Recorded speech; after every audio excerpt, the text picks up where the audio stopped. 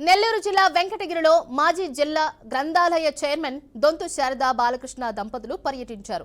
ఈ సందర్భంగా వారికి పోలేరమ్మ అమ్మవారిని దర్శించుకుని మొక్కులు చెల్లించుకున్నారు. వారికి ఆలయ అధికారులు స్వాగతం పలికి దర్శన ఏర్పాట్లు చేశారు. అమ్మవారి వద్ద పసుపు కుంకుమ ఉంచి ప్రత్యేకంగా పూజలు నిర్వహించారు. కాగా పూజలు నిర్వహించిన పసుపు కుంకాన్ని ఇంట్లో పెట్టుకుంటే శుభం కలుగుతుందని భక్తులు చెబుతున్నారు.